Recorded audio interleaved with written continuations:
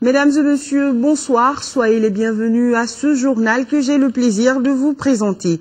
Le Premier ministre Django Sissogo s'est rendu ce matin à Banamba pour rencontrer les forces armées nigérianes de la MISMA.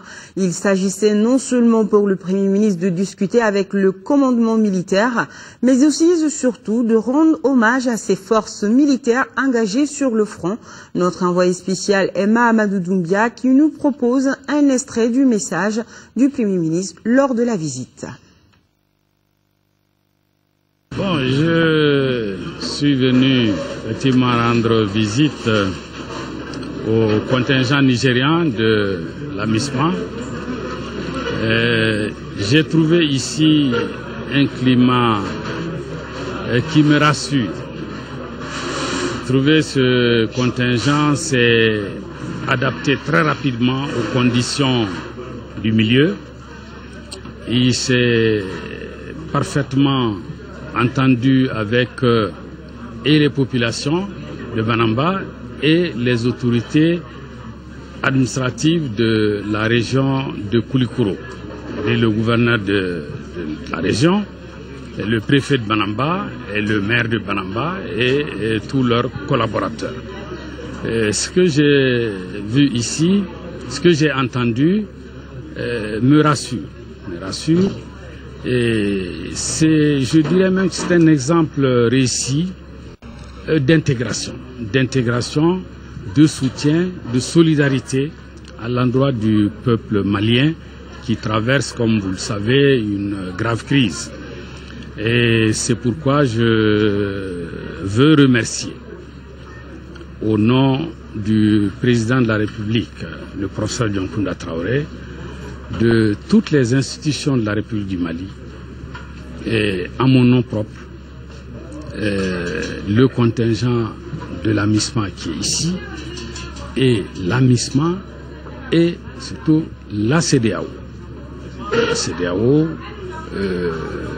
avec à sa tête le président Alassane Ouattara, qui est le président en exercice de l'organisation, de notre organisation commune, et les deux médiateurs qui ont déployé des efforts extrêmement importants pour permettre au Mali de sortir rapidement de cette crise. Les deux médiateurs, vous les connaissez, il s'agit du président Blaise Compaoré et du président Goodluck Jonathan du Nigeria, dont le contingent est actuellement à Banamba ici. Et donc j'ai encouragé le contingent nigérian à poursuivre les efforts qu'il déploie pour le retour à la normale dans cette région du Mali qui lui est confiée pour le moment. Voilà, retrouvez le reportage complet sur cette visite dans nos éditions de demain. Le président du Conseil économique, social et culturel continue sa tournée des institutions afin de remettre le rapport annuel 2012 de sa structure. Djamil Bitar était à l'Assemblée nationale ce matin. Au dire du président de l'hémicycle, les 10 documents contiennent beaucoup d'informations et de propositions que l'Assemblée nationale va examiner avec intérêt. Le reportage de Mamari Kouni. Après le président de la République par intérim et le Premier ministre, le président de l'Assemblée nationale par intérim est la troisième personnalité à recevoir le recueil annuel 2012 du Conseil économique, social et culturel. Un recueil qui constitue le reflet des préoccupations du Mali profond et des Maliens vivant à l'extérieur. Nous avons sillonné les 8 régions du Mali et des pays amis du Mali également, là où il y a de fortes concentrations de Maliens, pour aller nous enquérir de leurs problèmes et dégager des pistes de solutions conformément à la Constitution. En recevant ce rapport, le président de l'Assemblée nationale par intérim n'a pas caché sa satisfaction. Il a aussi remercié les membres du Conseil pour la qualité du travail accompli. La première raison, c'est que vous êtes une institution de la République. Et vous venez de démontrer que la République ne meurt pas. La deuxième raison de ma satisfaction, ce rapport, j'ai fouillé rapidement son contenu, je trouve qu'il est excellent. Il y a une mine d'informations et de propositions dans ce document que l'Assemblée nationale va examiner. Cette cérémonie a été l'occasion pour les uns et les autres de saluer l'exemplarité des relations entre le Conseil économique, social et culturel et l'Assemblée nationale. Les deux présidents ont également exprimé leur disponibilité à travailler la main dans la main. Déjà pour l'élaboration du recueil 2013, des missions sillonneront dès la semaine prochaine les 8 régions et les districts de Bamako. D'autres missions s'y rendront également dans les pays où résident nos compatriotes. Et ce communiqué, le président de l'Union des mouvements et alliances pour le Mali, Djamil Bitar, a été reçu par une délégation de l'Union pour la République et la démocratie, URD, conduite par son vice-président Khalilou Samake. Les deux partis politiques ont passé en revue la situation sécuritaire, politique, économique et sociale. Les deux délégations ont salué l'engagement de la France et de la mission internationale pour le Mali.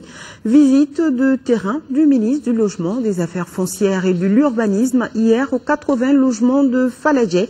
Elle fait suite à une discorde entre les habitants de l'immeuble face à l'avancée de l'état de dégradation des logements. Les détails, c'est avec Mamourou Silibé avec la voix de Adama Koulibaly. Construit en 1997, la vétusté des installations des 80 logements de Faladjé et les problèmes techniques liés au système architectural ont engendré des conflits de voisinage entre les occupants. Le premier problème, c'est l'inadhésion des occupants. Parce que la majeure partie de la cité sont des locataires. Et ces gens, ils ne se sentent pas responsables. Pour eux, ça ne les concerne pas. La cité, c'est pour les autres, eux, ils sont là comme des occupants, des locataires. Le ministre de tutelle a rappelé que ce type de logement est une œuvre expérimentale. Les 80 logements, ce sont des bâtiments tests en termes de logements sociaux au Mali. Ici, on se rend compte que le problème est assez complexe.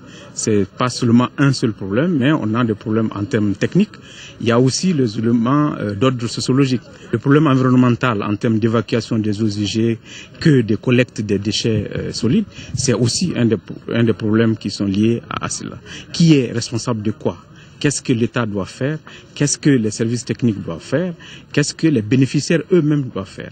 David Sagara a par ailleurs tenu à saluer le courage et l'initiative de l'association des occupants avant de les inviter à respecter les termes du contrat. Dans les prochains jours à venir, je pense que nous allons nous asseoir, eux de leur côté à travers leur association et leur comité, et nous à travers le cabinet et aussi l'Office malien de l'habitat, pour situer d'abord les différentes responsabilités et aussi dégager tout ce qui est problème à la fois technique et à la fois aussi sociologique.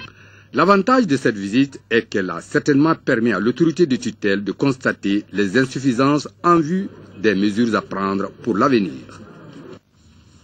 Autre visite, le ministre de l'Énergie et de l'Eau en compagnie du vice-président de la Banque islamique de développement s'est rendu cet après-midi sur le chantier de construction de la station de pompage d'eau de Kabbalah. Les travaux sont exécutés à environ 60%. Ils doivent prendre fin au mois de juillet. Agali Ag Agissa nous en parle. La construction de cette station compacte constitue la première étape de la réalisation du vaste projet d'approvisionnement en eau potable de la commune rurale de Kalabankourou. Les travaux de ce premier lot sur les 3 prévus avancent à hauteur de souhait. Les ouvrages que nous avons eu l'occasion de visiter tout à l'heure comportent donc la construction d'une station compacte de traitement d'eau potable de 18 500 m3 jour, soit 925 m3 heure. C'est une des plus grandes stations compactes construites au Mali. Au jour d'aujourd'hui, nous sommes à peu près à 65% de taux de réalisation des travaux. La réalisation de ce projet répond à des besoins d'urgence. Il s'agit d'approvisionner plus de 150 000 familles réparties entre Kalabankourou, Tchébani et Kabbalah en eau potable dans un délai de 3 mois. Il y a un déficit d'eau potable important pour la ville de Bamako.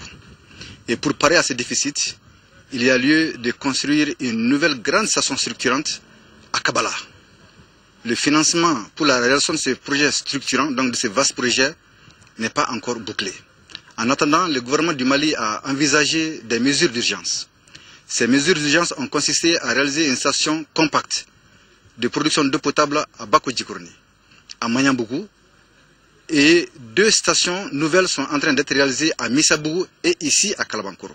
Je suis très confiant, n'est-ce pas, au fait que cette station va commencer à fonctionner dans les 3 mois à venir, ou du moins dans sa partie production eau potable, qui pourra être mise à la disposition de certains quartiers de Bamako pour soulager ou étancher leur soif. Le projet connaîtra son extension avec le démarrage des travaux des 2 autres lots. Le début de ces travaux est tributaire à un ajustement de financement qui connaît un déficit. Pas de problème, les partenaires financiers rassurent. Pour du projet, il y a eu des reports d'appel d'offres. Évidemment, tous les délais, le temps c'est l'argent, comme on dit. Hein. Donc c'est normal et justifié qu'il y ait ces ajustements. En tout cas, l'espoir de réduire la quête d'eau potable dans le district et ses environs reste permis avec la réalisation de ces projets.